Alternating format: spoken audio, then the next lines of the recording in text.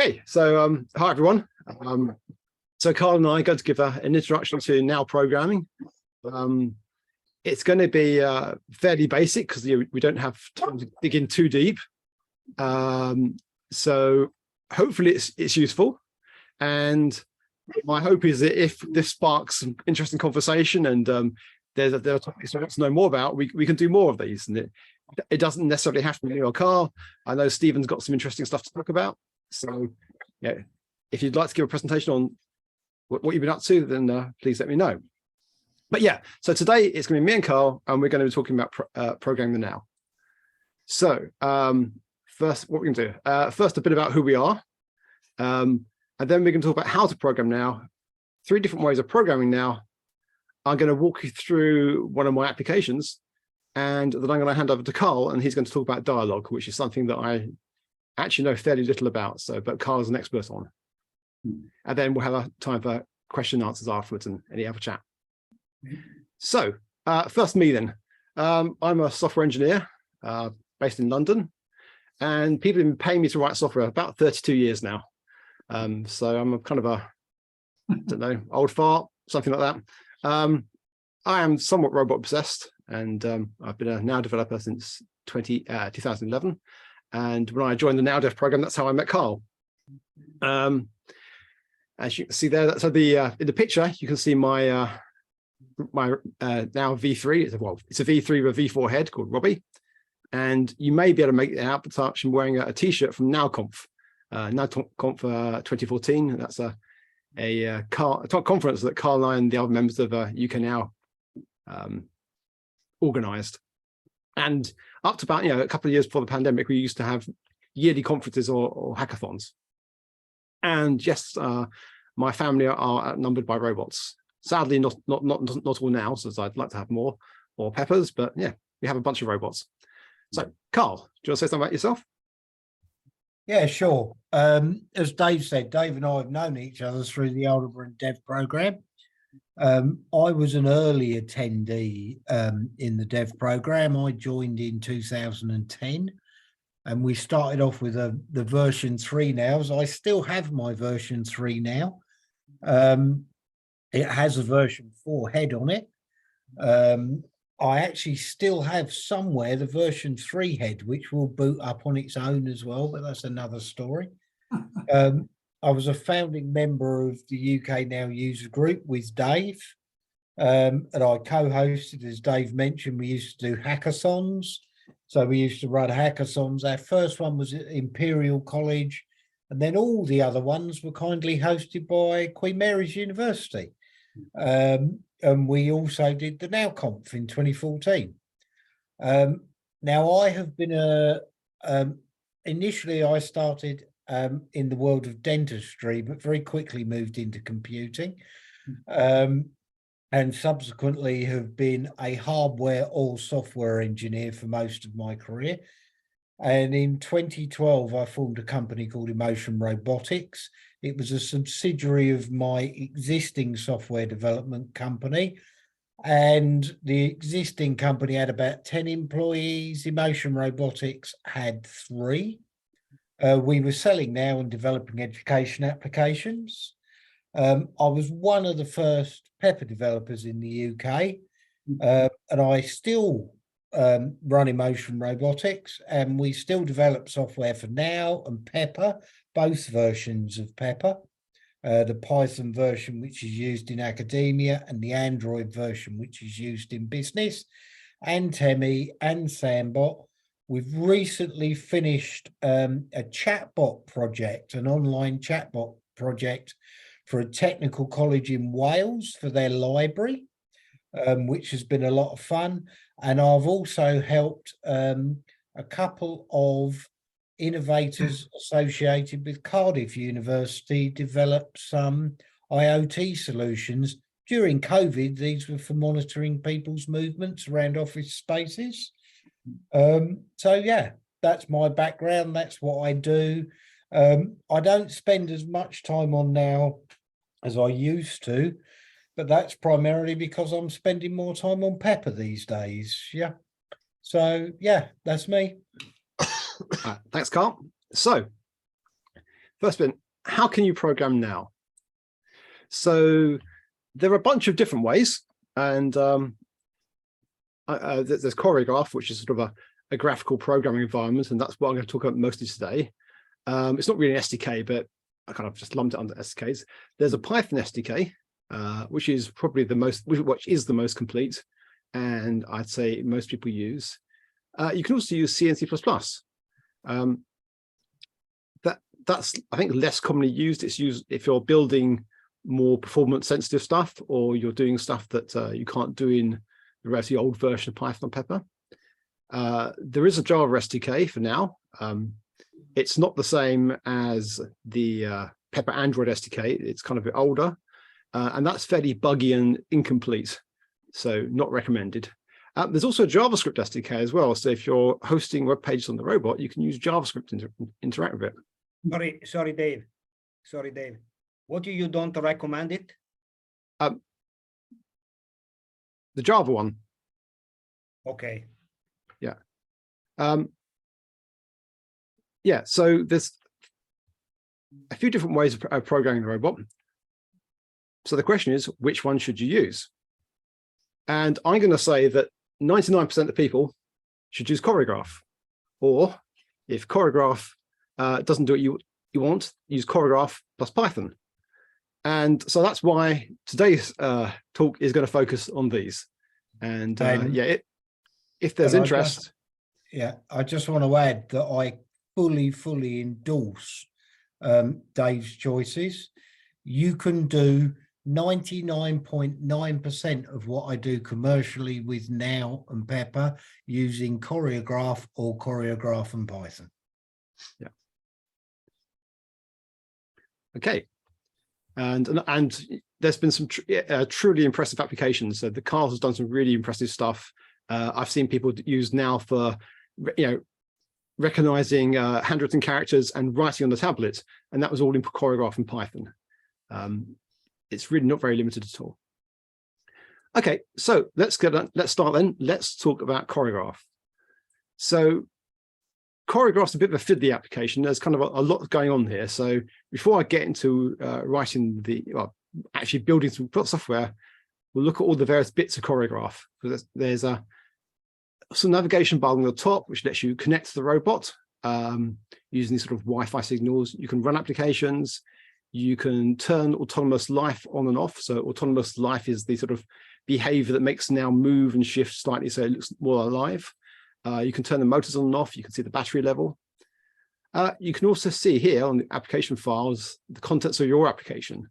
So most applications will have a manifest, a behavior.zar, which is a zip of all the actual behavior.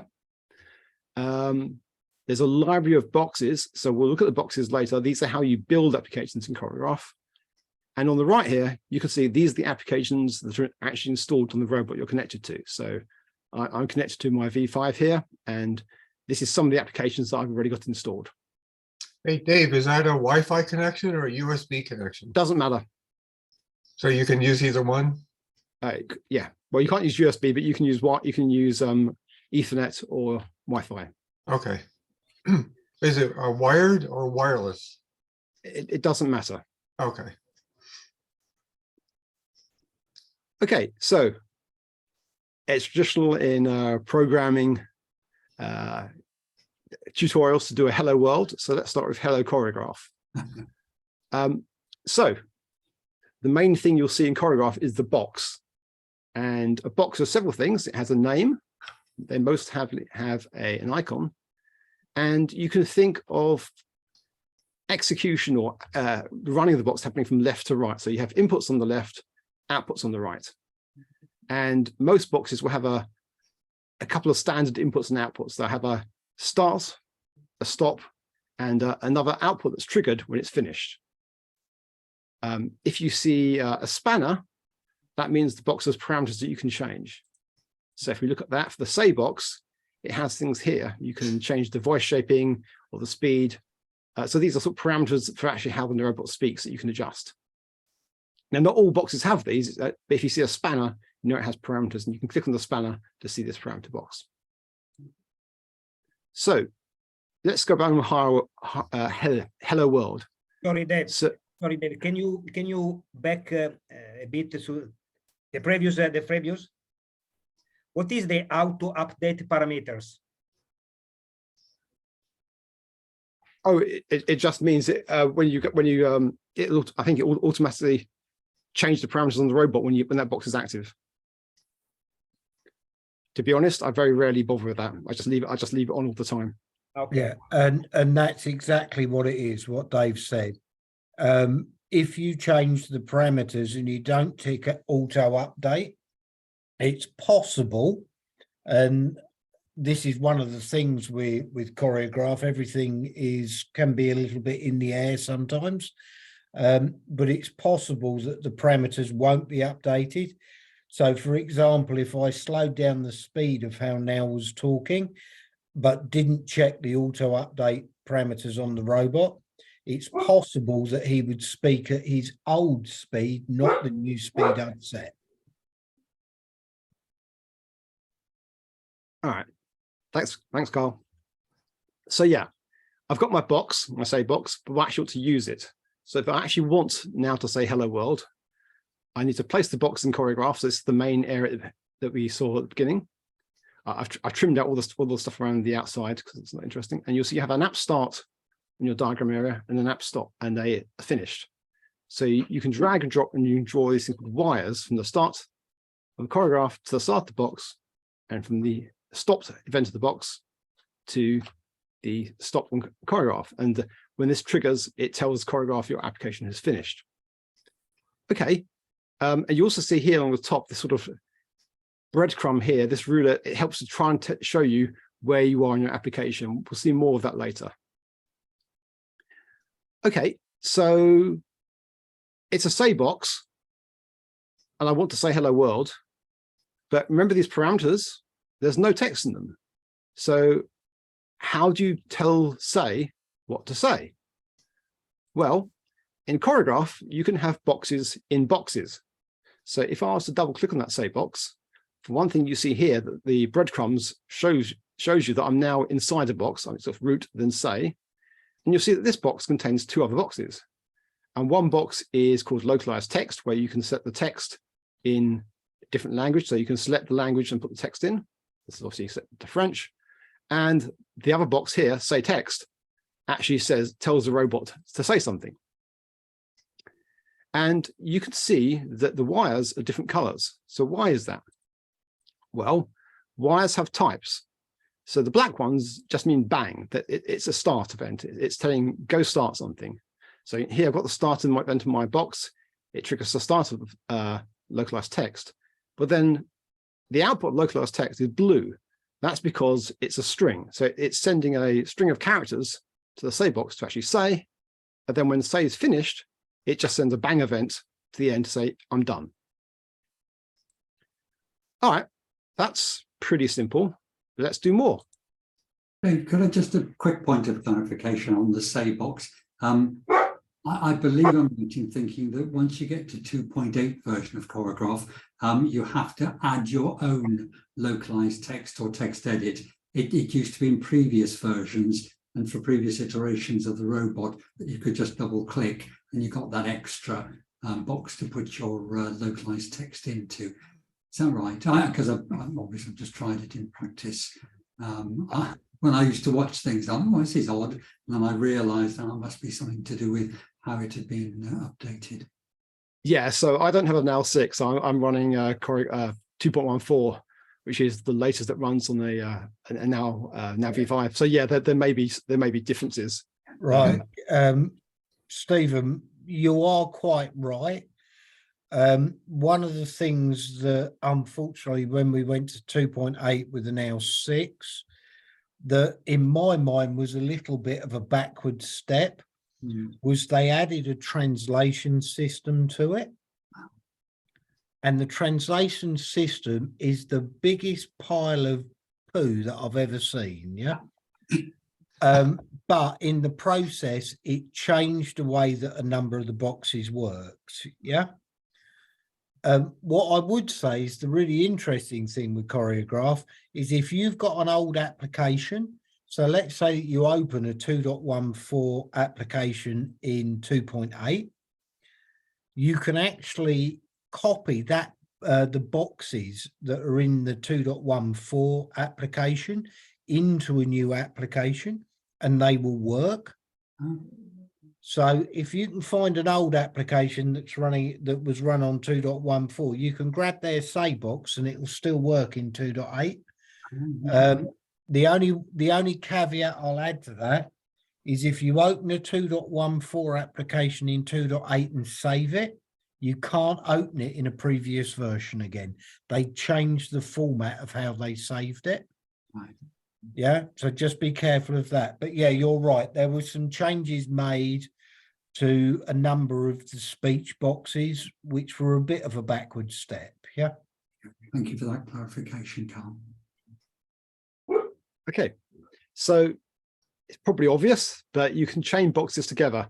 And I will give some demos, but because of it's switching backwards and forth between like the cameras and the presentation, what I'll probably do is I'll talk about what I'm doing first, and then I'll do the demos as a group in the middle.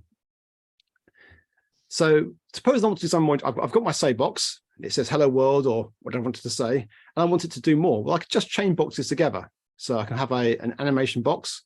Now this box here, you can see it also has the standing figure shows it's an animation that runs when the robot is standing.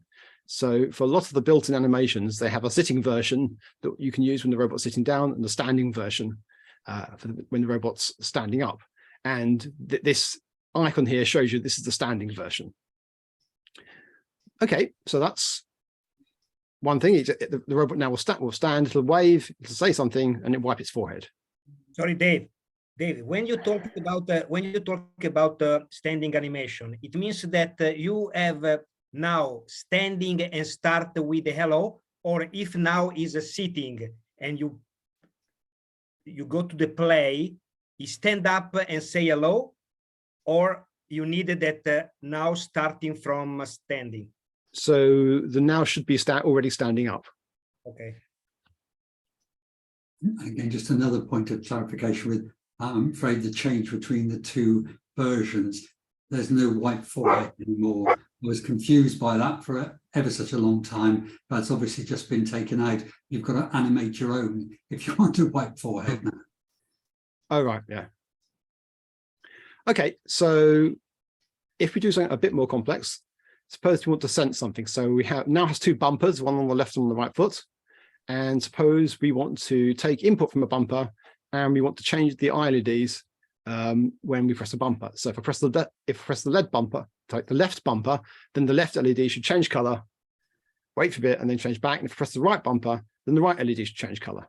And they should, I should be able to press both bumpers at the same time, and it should work.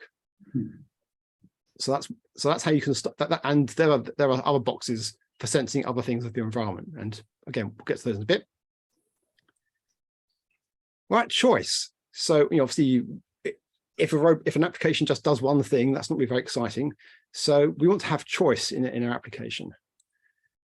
Well, there's actually a choice box, and you can give it a number of choices, and the outputs here, you see there's 4 outputs. Will depend on which choice is chosen. So there's a output here, which is the sort of text version of choice, and for every choice you give it, there's an extra output bang box that just says, okay, fire that when choice 1 is chosen, or when choice 2 is chosen. And you can see here that this is actually an application for a robot that's sitting down, because I've chosen the sitting versions of a happy animation and an angry animation. But again, as for say, and I apologize if this is different in 2.8, you have to actually click into the choice box to set your choices. And that lets you put some text in, say, this is the question you want to ask. And then these are your options. And as you can see, there's 2 options, yes or no. So there's 2 output boxes, one for yes, one for no. Okay, but obviously in programming, we want to do things, we want to do iteration and have loops, and you can do that in Choreographe too. So again, getting slightly more complex. Here's another application where I've set the language to English. You don't necessarily have to do this. It will probably pick up the default version language that your robot is set to, but here I've chosen to set the language to English. And I'm using a counter box, and the counter box has parameters where you can say count from this number to this number with an increment of whatever you want. So this is set to count from, say, from 1 to 3, and then stop at 3. And the output box here will trigger a say box. So and it's sending the output, the count, to the say box. So the say box will actually just say the number. And then when the say finishes speaking, it will send the outputs back to the counter. So that will trigger the next count. So basically this thing here will it'll say 1, 2, 3. When it's finished counting, it will trigger this wait for signals box. That's on video. And what I've done here On the camera. What I've done here is I'm using this wait for signals because I want actually not immediately to go straight forward to the end, but I want to wait for you to press the head. So in this case, the wait for signals will wait until both its inputs are triggered before allowing you to continue. And so in this case, I can either press the head and while it's counting, or I can wait till it's finished counting and then press the head. And it doesn't matter which order I do these things finish in, it'll wait till they're both done, and then it will speak at the end. Can I just interject briefly on that one, Dave? Yeah. Just a quick pointer for some of you might have noticed that the output from the counter box is green. And as Dave was saying earlier on, blue is for a string, green is for a number. On my screen, it's yellow. Yeah, I'd say it's yellow, but whatever. I'm colourblind, so I'll take your word for it. Okay, the one that's not blue or black, then let's say that. That'll be the one, yeah. Yeah. I guess one thing also I forgot to mention is you can see here that you can have multiple wires going into a box. So for this counter here to trigger the counter, the next count, it's coming from the output of set language, but also from the stop box of the say. And you can have multiple wires going in as well. For example, this wait for signals here, the tactile head, you've got 3 head sensors. In this case, I don't care which one you press. I want them to trigger the same. So I've wired all 3 of those into the wait for signals box. And you can do the same thing. You can have multiple wires coming in or multiple wires going out of the box. Why is the input on counter connected to the output on say text? No, the output of the counter. So the output of the counter is on the input of say text because I want to say what the count is. So the count will count 1. The 1 will go into the say. So the say will say 1. When it's finished talking, the output of the say will go back to the counter to trigger the next count. Oh, I see. It goes back to the counter. Okay. And that triggers the next count. Okay. Yeah. Okay. It's always one of the things that can be difficult to understand is that all boxes get loaded at the same time. So when you look inside a box, there's an on load event and there's an on start event. And basically, once a box is loaded, it's running. So with that count, the count will be running and it will have a count of 1. The next time that start is called, it will increment that count. But the box actually stays running the whole time. Yeah. Yeah. Okay. So we've had looping. Obviously, you have to make if statements as well. If statements are a thing in programming. You can do them in Choreographe. So here I've taken my previous example and mangled it some more. Supposing that I want to change the LED colors depending on whether my number is bigger than 3 or less than 3. And okay, that's a pretty random choice, but it's just showing here that I'll have this if statement here. So again, the output of the count is going in 2 places now. So I'm sending my count to the say, which is as it was before, but I'm also sending it to this if box. And this if box has 2 choices. If the condition is met, this path will get triggered. If the condition isn't met, this path will get triggered.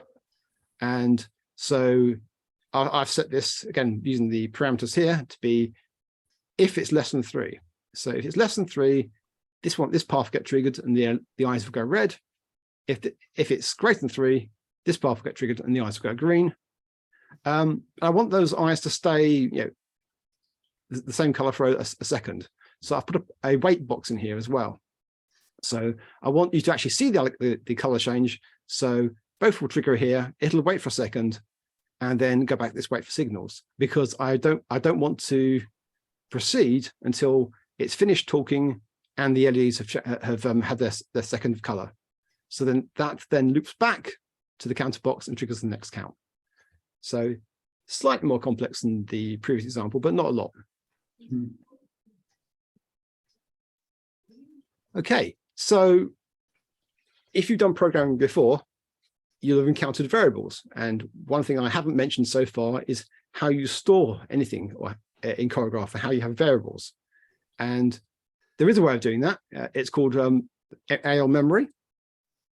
And so NAO has this basically a central key value store. So it's different from how you do variables in a normal programming language.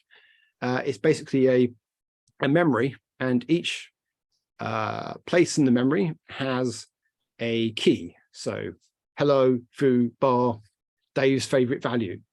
And then if you give it to that key, you'll get out whatever value is stored in there.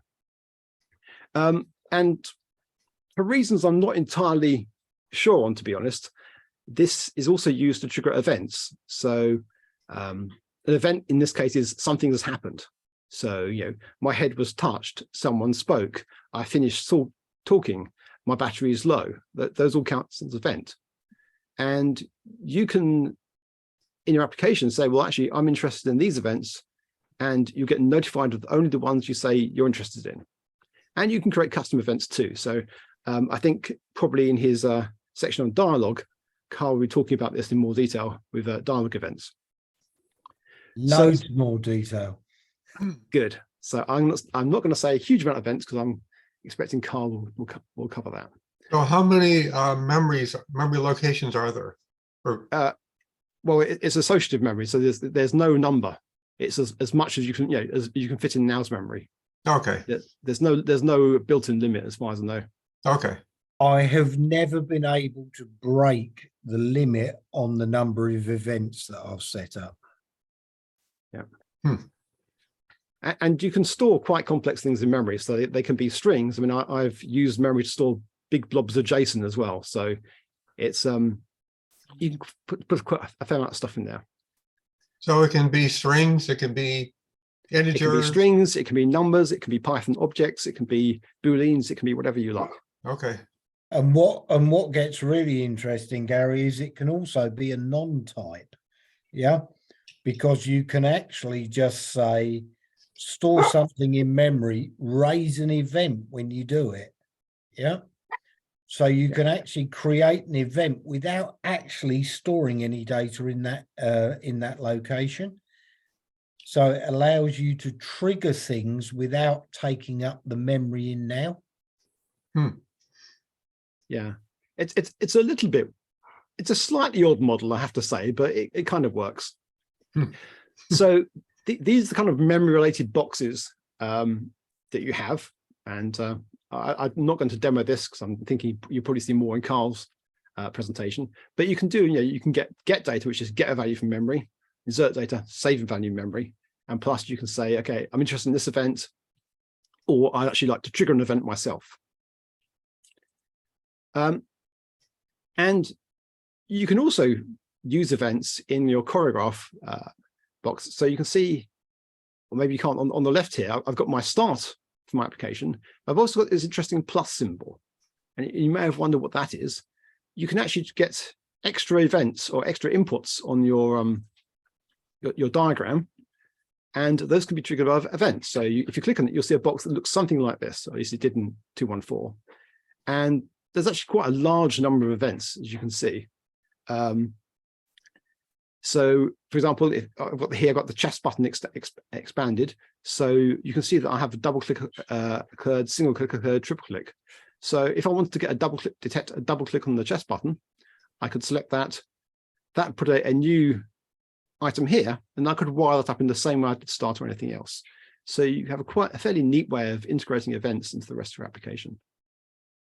Let's just check one thing at this point, Dave. Is it because you've got the raise events box on the workspace that creates this as an event? Because I was working on something earlier today and I needed to put in a custom event. So I double clicked, put in the identifier, and then that I'd associated that with a raise event box later. But it was odd because for a while, it didn't seem to show the nature as an event. And I was thinking, oh, I need to go into that master list and edit it, but there's no editing capability. And then somehow, almost by magic, I found that, oh, I've gone back to it, and it did classify it as an event. Secondly, when there was something where I had a / as is shown here, then as I think you're showing, you've created some child-parent relationship, albeit in this one case, I was just using the word again. So do something / again. Again appeared on the second line. Is it because you're, in kind of programming mode, you're telling it to create a new line by putting the / in? It's not so much a new line, it's just a grouping. So Okay. AL chess button isn't an event itself, it's just a grouping of the actual 3 different events. So you see on the right here, it just says event. Yeah. There's nothing that's out. So I think by putting the /, you're saying, okay, I'm grouping these things here together on the AL chess button. So if you have like, something / something, you're telling it, okay, that's a group. Right. I think. Right. And Stephen, back to your original point, until you call either raise event or insert data, Yeah. it doesn't appear in the memory events list. Great. Okay. Right. As soon as you call it the first time, so the first time you do an insert, Yeah. the first time that you do a save data, it will appear in the list. Yeah. So if you have a variable that you're working with, and then you call raise event or insert data, it then gets inserted into the list that you see. So yeah, you're quite right. There are occasions when you're looking at it and you're going, hang on, I've got an event 3 boxes back. Yes. Why can't I see it? It's because you've never run the program. Yeah. Thank you. Thank you, Carl. That's very helpful. Okay, so there are more boxes, lots of boxes, more boxes than I have time to talk about today. So just to give you a flavor of what there are, there's a whole lot of stuff around motion. So you see there's some built-in animations. I see basic sit up, stand up, moving to. You have a fair amount of different sensing ones. The sensing ones are really wrappers around events. So again, if you're using events, you don't necessarily need to use these. There's stuff about vision, so face recognition, taking pictures. I think as Steve mentioned earlier, there's a trackers, so you can have the red ball tracker. The red ball tracker is a funny one. It has almost no use in actual non-demo terms that I can think about. So I've actually never had to use that for an application. But also you can switch between cameras. But wait, there's more. So you can do things like you can get the name of your robot, get the date. There's our stuff for flow control, which so we have the if, only once, counter, wait for signals we've seen before. There's math operations, you can play sounds, you can get to say things. There's some intriguing ones about communication. I don't think I've ever used, like fetch and send email, which I don't think I've ever used. Run behavior is kind of an interesting one. You can actually trigger off other behaviors from a Choreographe application. And that's kind of neat. So I think Carl has a sort of now control application which you can use as a control panel to launch other behaviors. And I believe that's how he does it. So that's kind of a useful one. So animation then. If you want to make the robot do a complex motion, like the wave the hand or the wipe the forehead, that's kind of awkward to do programmatically. So Choreographe has support for an animation mode where you can actually record motions like this. And it's kind of a specialized skill. I'm terrible at making my own animations, so they always look rubbish. But Aldebaran had some fairly talented, traditional animators who did all the dances and the built-in ones, and they look really good. So what an animation is, it's a recording of a movement. So that means the disadvantage is it can't adapt to changes. So if the robot is waving its arm, if there's an obstacle in the way, it won't adapt. It won't detect this. I mean, it'll keep trying to complete the motion. And the way it works is you can specify keyframes.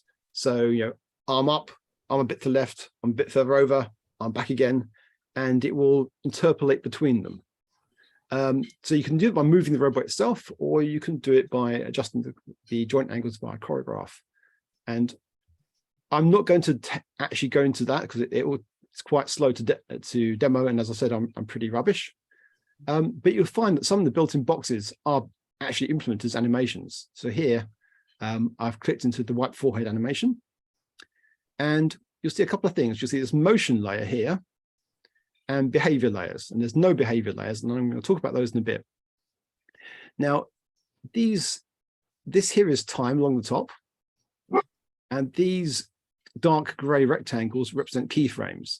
So they don't have to be evenly spaced, but each gray box here represents where someone has moved the robot to a certain position and saved the position of some number of joints. So it doesn't have to be the whole, all the positions of all the joints. So if I'm recording emotions only for my right arm, then I only care about saving the positions of the right of the arm joints. I don't care about saving the positions of the leg joints.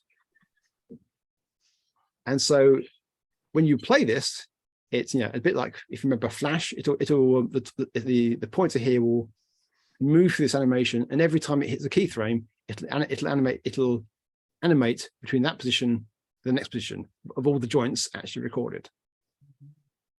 So I wanted to say it exists, but like I said, I'm not going to say much more about it.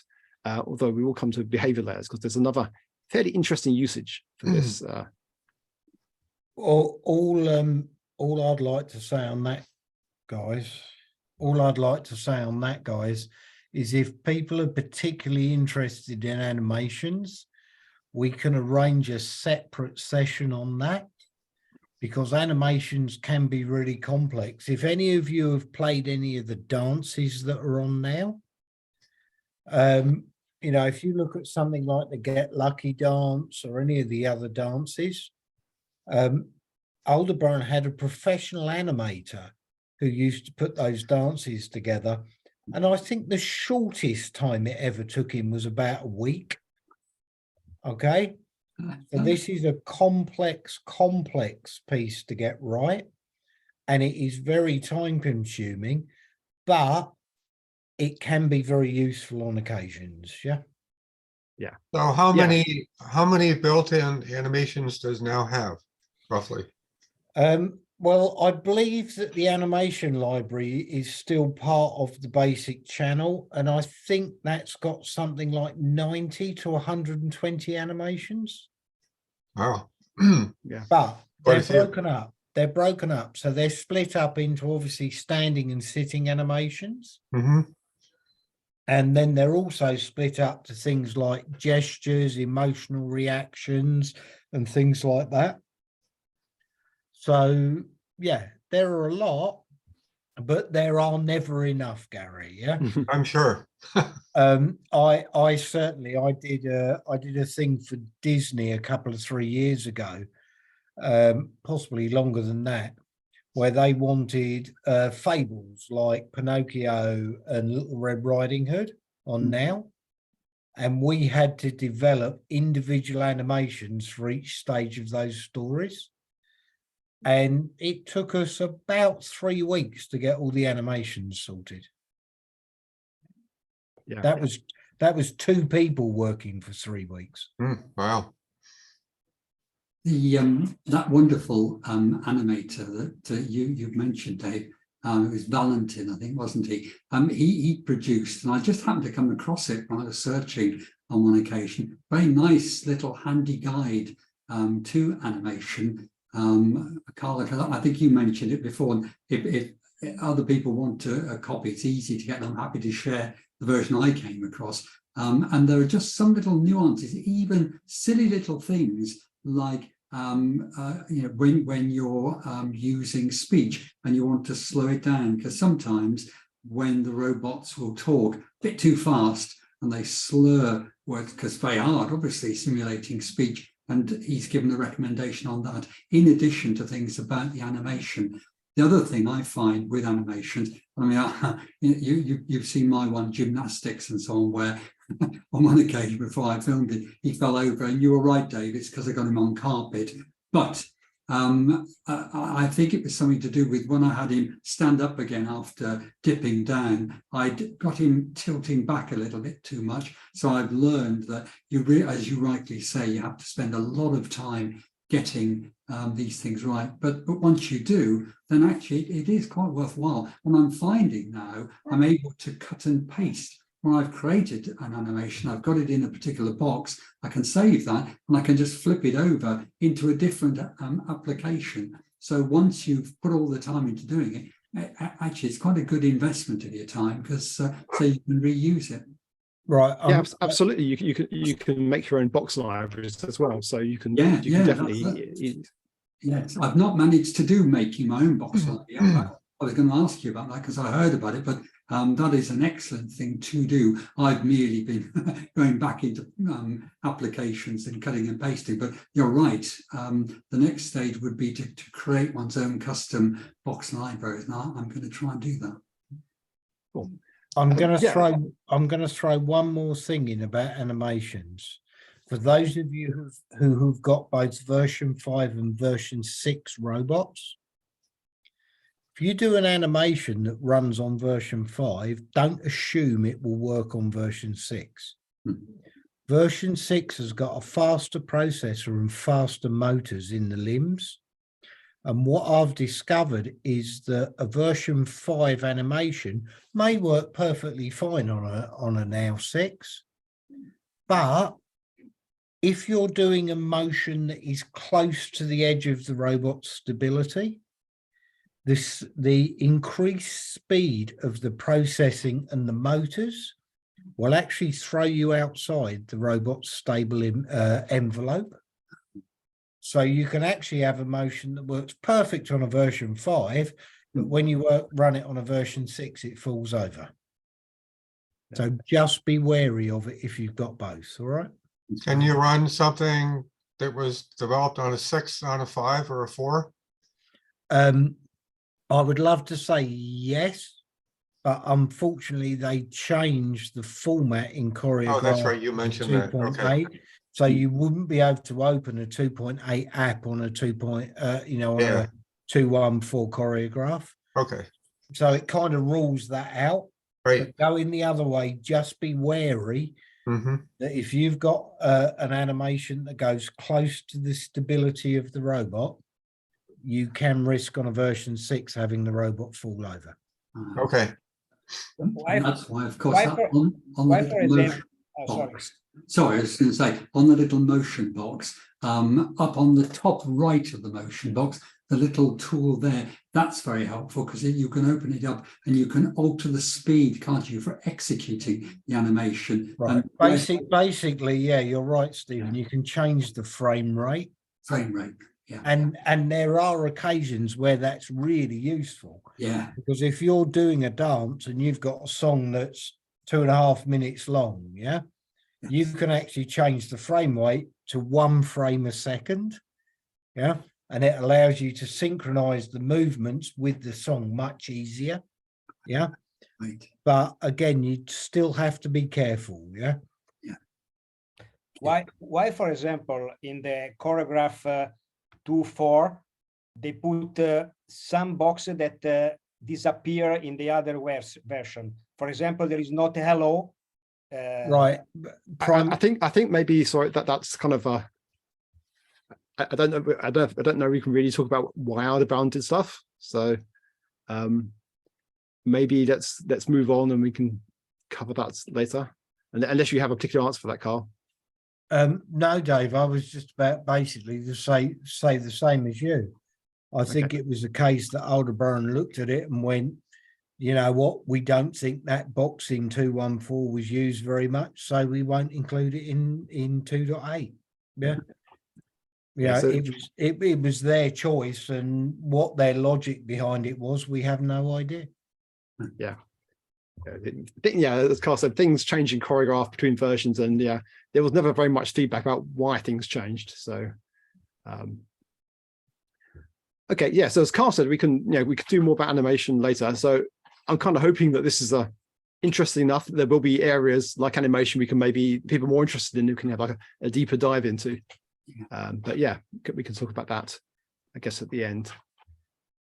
So finite state machines. This is getting a bit more fun, and I'm going to try and explain what they are and why they're interesting in Choreograph. So firstly, what is a finite state machine? Well, it's sort of in the name. It's a thing that has a finite number of states. So in this example here, I have two states. I have a locked state and an unlocked state. And you can have transitions between the states. So if this is a turnstile, for example, I start here at locked, I put a coin in, it goes to unlocked. I can then, if I put more coins in, nothing happens, it stays in unlocked. But if I push it, it goes back to the locked state. And once it's locked, I can push as many times as I like. That has no change. It doesn't change state again until I put another coin in. So that's kind of something you hear about in computer science. Why is that useful for Choreograph? So applications often have kind of different phases. There might be a startup point to your application, then a main behavior. Then maybe when the application ends, there's sort of shutdown phase. So perhaps the robot stands up, then at the end it sits down again, and then you maybe got some error handling. And some behavior will change according to the state the robot's in, but some might not. So imagine, for example, you've got an application where the robot's walking around and exploring its environment, but you always want to detect certain cases, like maybe you always want to be looking out for a person, or you always want to handle the fact if the robot falls down. So you want fall detection to be on all the time, you want face detection to be on all the time, but you only have walking around when it's in a particular state. So Choreograph can help you do these sorts of things. And if you see here, it's back a bit like the animation. I'm on my timeline mode that was the animation earlier, but you can see here, there's no motion events, there's no keyframes, there's no boxes. But where I had empty behavior layers before, I've now added some behavior layers. Wow. And what these let me do is you can see that each behavior layer is kind of split up into a box. So each horizontal row is split up. So on the top, I've got init, main, explore, end, and stand up. And then I've got other layers. I've got a layer. I've given these names here. I've called them full management quit and HTTP server. So all the behaviors are active at the same time. So at the start here, init, only one thing is running, this init behavior.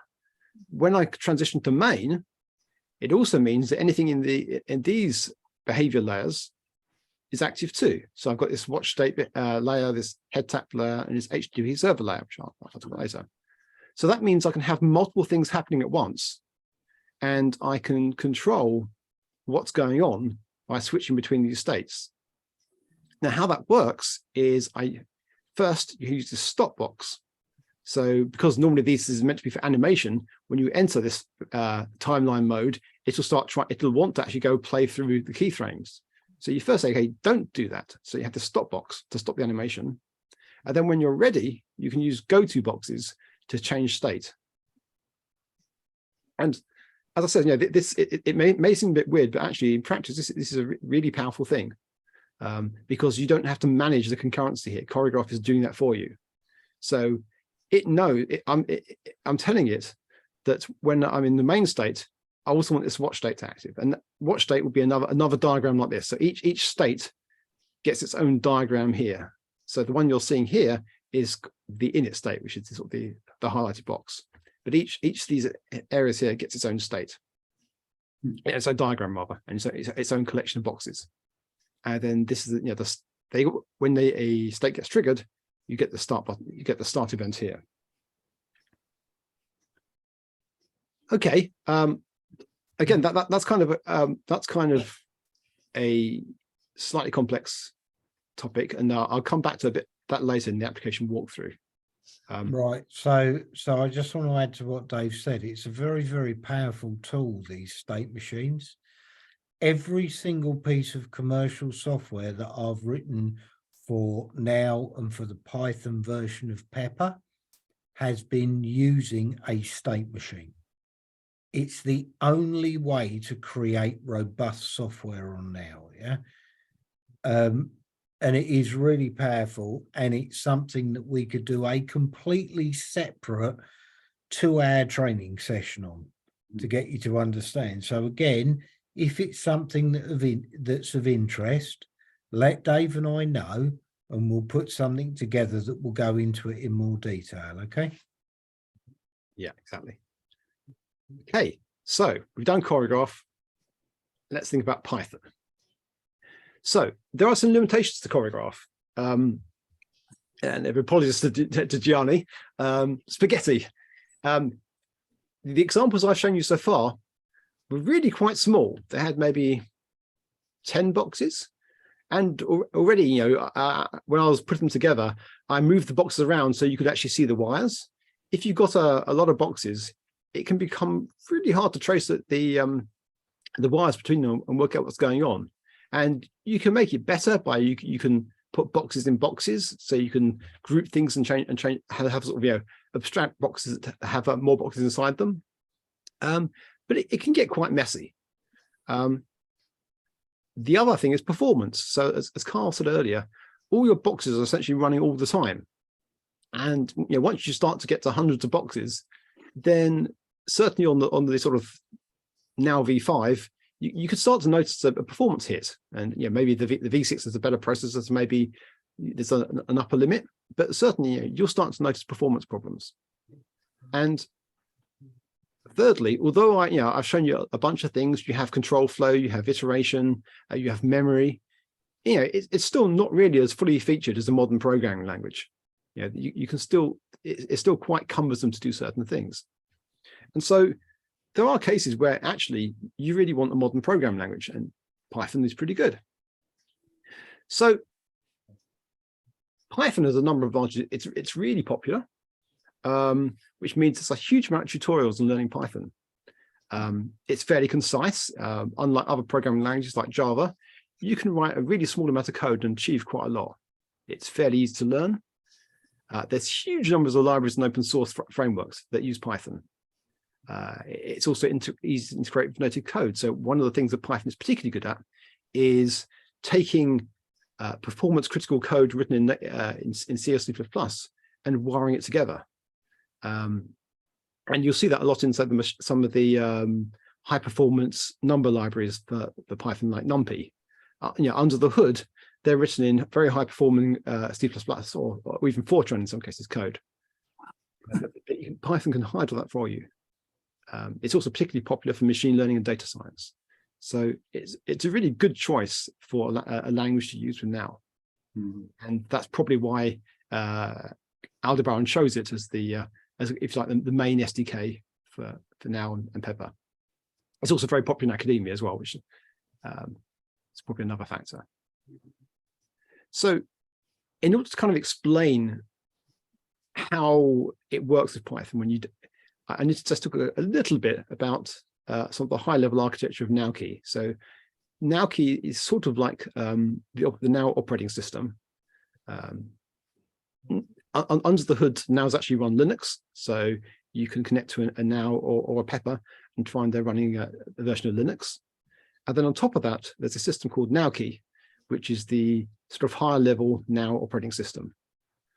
And that's broken down into a number of what Aldebaran call modules. So modules are sort of like services or functional units. So there's a module that deals with memory, there's a module that deals with motion, there's a module that deals with LEDs. and they each expose a number of methods. So for the memory, you can insert data, get data, raise events. And as you can see, those correspond to the boxes that I showed you earlier. For motion, for example, there's walk to. So to get to these services, these modules, you have to go via what's Alban called a broker. So the broker is the thing you connect to actually do useful stuff. So just to recap, modules provide methods that do stuff. The broker finds a way to find modules and invoke methods. And then you have a thing called a proxy, which is how you actually write your own code that connects to this broker to invoke a method on the module. Now, I know that sounds a bit abstract, so we'll go into some examples. So I don't really have the time to talk about Python. So if you're not familiar with Python, this may not make a lot of sense, but we can always talk about the question in the question and answer section if there's anything that is particularly tricky. So the first thing I want to do is I want to import the things I'm using. So again, this standard Python syntax from module now key, import AL proxy. Then I'm using AL proxy to get me connections to the modules. So all the Aldebaran modules start with AL. So I want a connection to the memory module, a connection to text to speech, a connection to the LEDs, and the connection to motion. So I'm setting up my proxies. So at this stage, this does nothing. This is just me getting ready to actually do useful stuff. So if I want to tell the robot to speak, I've got my proxy, my TT, which I've saved in the variable TTS. And I can say, TTS, say, hello, RoboHack. And that would then speak that text. Now, the post there is a way of telling it where you want to be synchronous or you want to just tell the robot to start and then continue the next thing. So post lets me start saying, okay, start saying hello, RoboHack, and then come back to me while you're still speaking because I want to do something else. Again, that's perhaps a bit more detail than I really want to cover. Again, we could do more about Python in a follow-up if you're interested in some more details about how this works and how it works under the hood. Again, you can have similar methods for LEDs. So I have my LED proxy as a fade RGB method, and I'm giving it, so I want to change the face LEDs with this color and for this duration. Then I just use the standard Python sleep for 5 seconds, and then I reset them to what they were before. Likewise, motion is getting a little bit trickier. So this example, this is an excerpt from some other code, and it's sort of like an animation, but this is how you do an animation if you weren't using animation mode and if you want to do it entirely in code. You have 3 different lists, one of names, one of times, keyframes, and one of the actual values. And you can see here that I've added a shoulder pitch at these times, these values. So this is why animation mode is a lot easier unless you really need to compute these values. And then again, I've done a post, I've said angle interpolation, which means actually effectively run this animation. Now, this is the sort of thing that's useful if you want to actually compute what arm positions and stuff, because as I said before, animations are hard coded and you can't change them. If you did want to react to the position of your robot, the state of your robot, you might end up doing something like this. So guys, I'm going to butt in at this point and say that what you possibly don't realize is that Dave is a very, very, very clever man. And he actually wrote an entire animation creation program that when you created your animation within his GUI, it actually wrote the Python code you needed to write into your program. Yeah. So this stuff is complex. It is useful in certain situations. When you talk about people doing things like kinematic and inverse kinematic models for walking gaits and things like that, that's when you would look to use this type of technology. Yeah. Really fascinating. Because I've seen something also, and Dave, perhaps this was yours then, where if you've physically manipulated the robot for an animation, you then are able to convert it into Python code. And then you can tweak the bar, which I was very impressed with. I thought, interesting. I'm not taking it very far yet, but that's really, really helpful. Yes, it's myself and a guy called Don Najd who wrote that. So Brilliant. Don, he made this little sort of library which he called Fluent Now, which is like a really easy way to encode standard motions and chain them together. And then I wrote this GUI that would allow you to generate and play with that. And yeah, maybe in a follow-up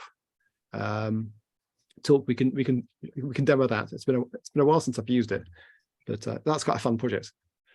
I told you he was smart, guys. Again, this is a kind of a slightly random, ramble through Python, but you can do things like disable autonomous life, because everything you see in Choreographe basically there's Python under the hood. So if you can do it in a Choreographe box, you can do it in Python. So in here, there's a module for autonomous life, and here I've just said, okay, I want to get my proxy to an autonomous life. Is it disabled? If it's not disabled, then disable it. Then wait for a bit and turn the motors on. So this is something that I did in another program where I didn't want autonomous life in the way, but I wanted the motors on. And there's the out-of-band documentation around the SDK is fairly good. There's a couple of pages for each module, and then we have some examples, so you can play around with this. And there's also a cheat if you want to find out how to use Python code. There's a cheat mode that I'll tell you about in a bit.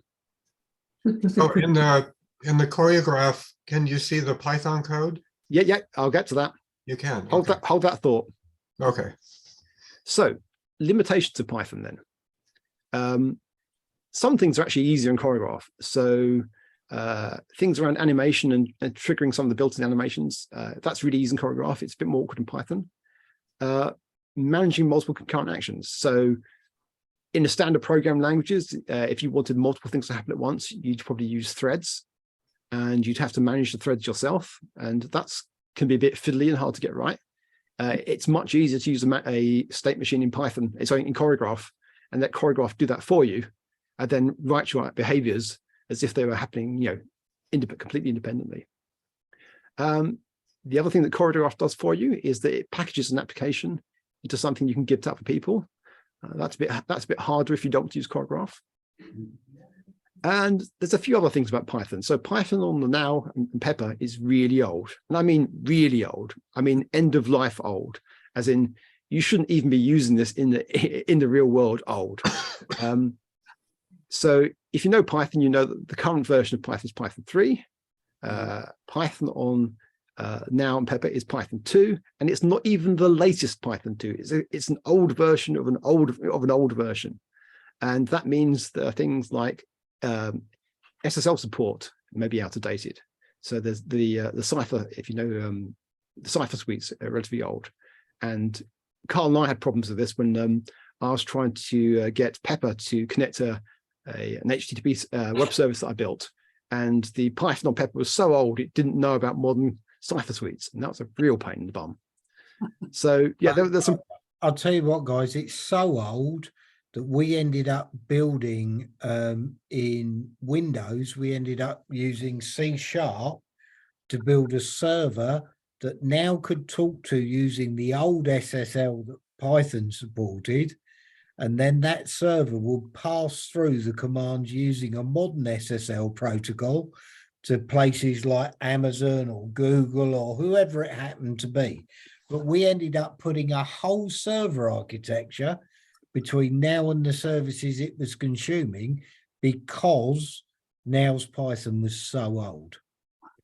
Yeah. And so this is the reason why at the moment, the stuff I'm doing, I'm actually using C++ because I can build stuff from source, and I can build it independently of the Python that's actually on NAO. Okay. So I've talked about Python, I've talked about Choreographe. Which one should you use? And as the little girl is saying, why don't we have both? Indeed. So let's talk about programming with Choreographe and Python then. So I've got a secret for you. actually it's Python everywhere. It's all Python. Those boxes, they're Python too. And as I think Gary said, you can double click in a box and you can see how it's implemented. So any of the standard boxes, you can double click on them and you can see the Python inside them. And so that's what I meant about a cheat code earlier.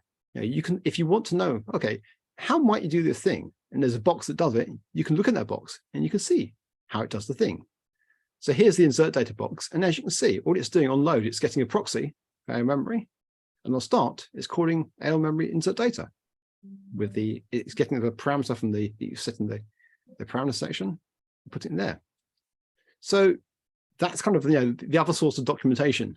If the Aldebaran docs aren't good enough to give you examples, you can poke around in Choreographe and maybe find something that does almost the same thing and work it out that way. And you can make your own boxes. So here I've said new, I've right-clicked on the diagram area and I've said I want a new Python box. And you know, you get to give it a name and an image and how many input and output parameters you can have. So you can have, you know, as many inputs and outputs as you want. You can click on this tool button here and select the type, and then you can fit it with Python. And you know, this is the example new box where it's all, everything is passed because I've not actually implemented anything. But you can see, you know, you can just use Python in these boxes yourself. So it's really, really easy to mix Python with Choreographe because it's actually all Python under the hood. So what is the Python converted to? It's not converted to anything. Well, it has to be interpreted into something. Well, it's, Right. So basically, sorry, I'll handle this, Carl. Yeah. So basically, you know, Python is a programming language. It has its own built-in interpreter and compiler. So basically, under the hood, Choreographe, you know, the Choreographe program is just running Python code, effectively. And Choreographe is a nice wrapper around that hides it from you unless you want to poke into more detail. But you know, it's not converting the Python into anything. You know, the Python's being interpreted by effectively the normal Python interpreter. But underneath is assembly language, correct? No, that's not how it works.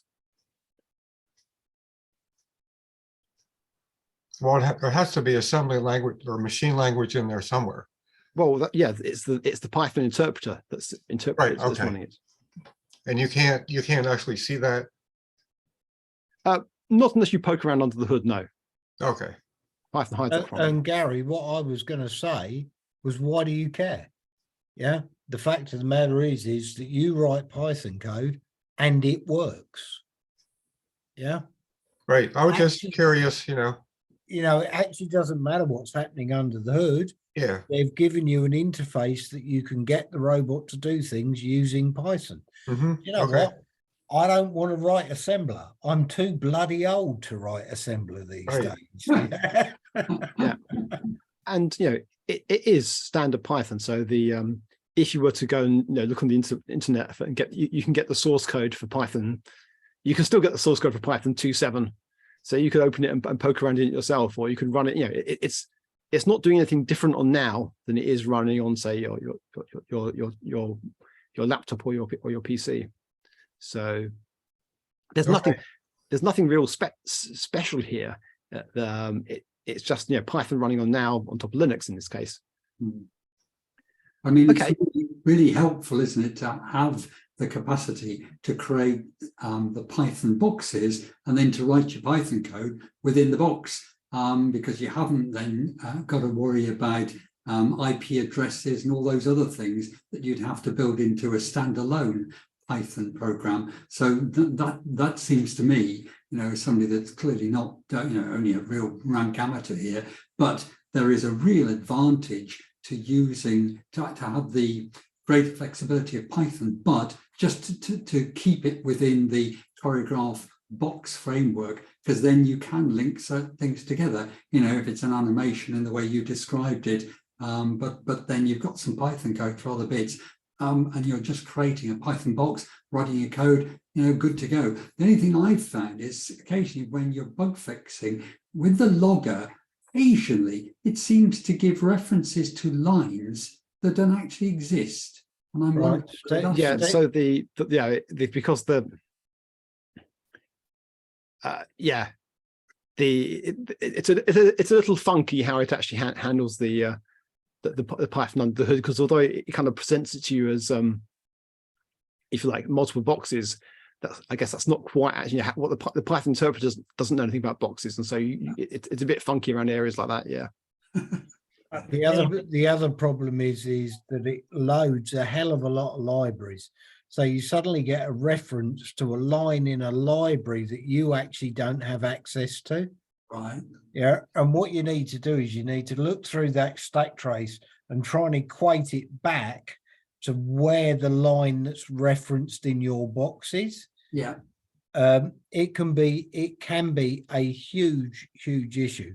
But having said that, as Dave said, you know, the great advantage when you go create me a Python box, it creates you all the events Yes. that Choreographe expects you to be able to manage. It Yeah. creates you the on load, the on start, the on stop events, Yeah. everything that you need, and you just need to then insert your Python code into the right places.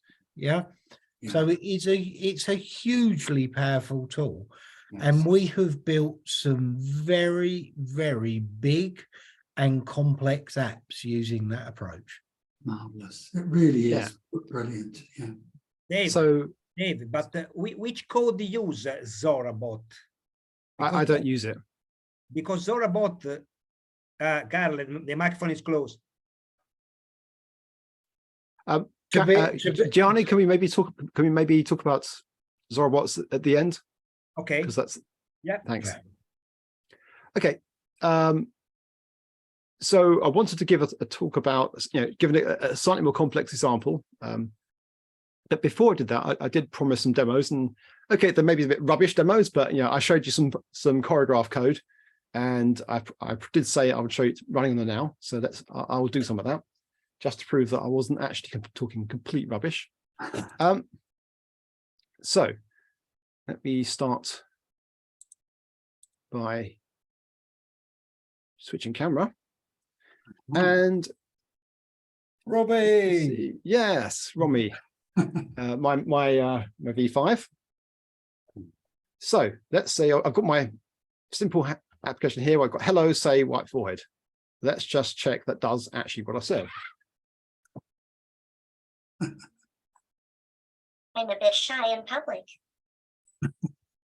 I don't know if the audio came through there, but It did. It did, Dave. Yeah. okay. So let's try another one. So how do you initiate running the program? Okay. Or how do you run the program? All right. Let me just flip back to Choreographe. Just give me 1 second. Like if you want to repeat running. Yeah. All right. Just let me do that. So, okay, I flip back to Choreographe. Hopefully you can see that. And I've got the play button there. So if I'll do it again, but this time I'll leave Choreographe share and watch the wires, because this is kind of a nice debugging feature of Choreographe. If you watch those wires while I play. Okay, you don't. You're not. I'm a bit shy in public. Yes, it's coming through. Yeah, so you see, it'll Oh, show cool. you the triggering. Yes. Okay, so That's pretty cool. Open another one. I'm going to do sensing. So this is the one where I showed you with the bumpers and the LEDs. So got the left bumper, right bumper, and let me flip over to the robot. Actually, let me play it first. Then I will flip over to the robot.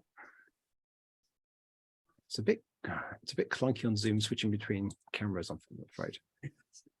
All right, so you probably can't see Romy's feet, but my hand is here. I'm going to press the bumpers. So you maybe saw that the left eye changed color. Oh, yes. I press the other bumper. Yeah, you can maybe see the right eye is changing color if I press the bumper there. It's a little subtle. It looks better in real life than it does in the camera. It's a bit washed out, the image. can see it quite clearly. Let's go back to the desktop and let me find my count. So again, this is the one where it counts and talks. So maybe I'll leave it on Choreographe and play it, and I'll go back to the robot and play it. So 0, 1, 2, 3. and so you see here, you hopefully saw that trigger that got there, get the wait for signals. And now if I touch the robot's head, That's all, folks. all right. So let me flip back to the robot.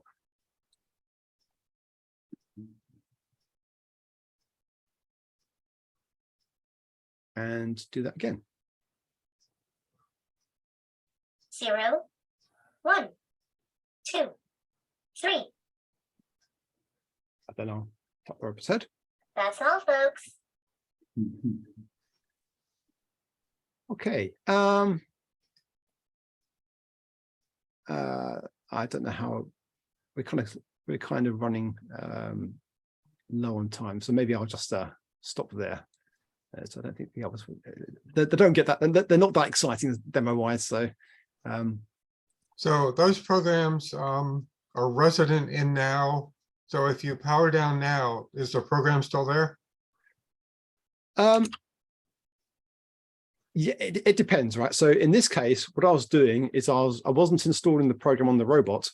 I was just running it. So if you see here, Oh, okay. So can you see here? actually- This says a title application last uploaded Choreographe. So it is actually on the robot, but it's not giving it any useful name. Unlike some of the others here, where I've got they actually have names on them. So you can install the application on the robot, and you can tell Choreographe so to give it a name and to store it, and this flag menu make it default. So you can do that, but if you're just doing what I was doing and hitting play, then it just uploads it and calls it just last uploaded Choreographe application and leaves it as entitled. Okay. Actually, I think this is untitled because I don't think I've given this application a name. Right, let me just go back to the presentation.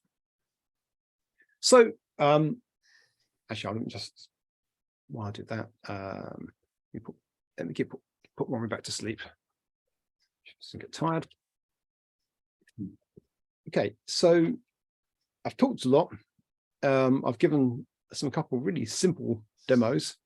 I thought there's one last thing I might want to do before I hand over to Carl. And that's maybe give a quick walkthrough of one of my applications, just to show, give a quick flavor of what a more complex application looks like. And it will be quite quick, because it would take too long if I dived into all the detail. But I hope it's kind of potentially useful. So this is an application I wrote years ago called NAO Wanderer, and basically what it did is it now move around a space and attempt to construct a map. And one of what I thought were the neat features of this is that it actually had a UI. So it had a UI written in as a web app. So you could point a browser at your NAO, and you see this web application that would show the map as NAO was building it. So that's kind of neat. And it's like I call it a hybrid Choreographe Python app. Now, right at the beginning, I showed you the project content file on Choreographe, and you probably saw that it had something like a manifest, a PML project file, and a behavior.zar. You can see in here, there's a lot more stuff. And one of the nice things about Choreographe is if you put files in the project directory, they'll get packaged up together with your app. So in this case, you see I've got a bunch of resources. I've got actually some JSON code for data. I've got a file of sounds. The web folder there has actually HTML and CSS and some JavaScript. It's my web UI. And I have this tree here of Python. So this is Python, but it's not in the Choreographe box. So I guess this is kind of the maybe the next level up from what you're describing, Stephen, in that there's actually, I think, a good case for having Python in your app, but not necessarily having it in the Choreographe box. And why is that? Well, the Choreographe boxes, it's a pretty rubbish editor in modern terms. You know, it's like a text editor. Now, most people, when they're writing software, don't write it in Notepad on Windows. They write, you know, they'll use an IDE that actually gives you some help. You know, it'll say, okay, you've made an error here, or this thing's not right, or it'll help you with imports, or say, okay, these are the methods you can call in this object. And you don't get any of that in Choreographe. No. The other thing you can do, of course, is you have tests. So if your code is out, if your Python is outside of Choreographe, you can write tests for it. And that's what I've done here. I haven't expanded the test folder, but actually there's a bunch of tests that test this Python. And I can just do that in the Python IDE outside of Choreographe. So that's kind of a neat feature. And a lot of my later programs did something like this. The other thing about this is it made fairly heavy use of Choreographe state machines, as you'll see in a minute. And I actually ran Python has a built-in web server framework. So I actually ran a web server on this, because although NAO has a built-in web server, it's just lets you host static content. And I wanted to actually provide an API. So in my application, I start up my own web server, and I use it to host the UI and provide an API. So let's start and have a look. So I like to package all my applications into a box. So at the top level, there's a single box that has the whole application in it, in this case, Wanderer. And I kind of think that, you know, that makes things nice and neat at the top level. Yeah. Let's go into Wanderer. Well, the first thing you notice, again, it's probably not very readable, but you don't need to actually read it, is the state machine. So this is the slide I showed you earlier. I've got my various states here, and you'll see that one of them, or maybe you can't, at the bottom is HTTP server. So in this state is when I'm actually running my Python HTTP server. And then it's got the main state, and I've got this state explore. Now, explore is kind of a complex thing. So if you be to explore, that's another state machine. So you can see here, I've got root, I'm in my Wonder box, I'm in explore. So I'm now 2 levels deep in state machines. And this state machine is breaking up the explore behavior into something else. So it has this sort of decide act loop where it basically makes a plan, acts the plan. And while it's acting, it's doing a bunch of things like checking for, using the sonar for check for and the bumpers, check for obstacles. And you can see I've got this execute plan box and a bunch of other boxes that control what happens. So go to and stop for going to the next state, and a number of other behaviors that I've written in boxes. So let's go into execute plan. Okay, well, that's Python. But you see there's not that much Python there. Why is that? Well, that's because I'm using these boxes like this, mostly just to call out to the Python I showed you earlier. So you can see I've got this, I've already done some imports. So in my previous init behavior, I've already imported this Wanderer package. So Wanderer is the package I wrote. And I'm using that to get a path to the behavior. And then later on on start, I'm doing a log, and then I'm calling perform next action, which does this, which dumps the plan into memory for debugging, and then it calls these methods, which are Python code, actually, but not in Choreographe. So a lot of my apps look a lot like this these days, where I have a relatively simple box, and the box is there purely to be an interface between the external Python code and the Choreographe. And like I said, one of the neat features of Choreographe is that people using your apps never see this, because there's no extra packaging step. You know, unless you dive in, it just looks like a Choreographe application, because Choreographe will package all the extra files together with your app. So that's kind of neat.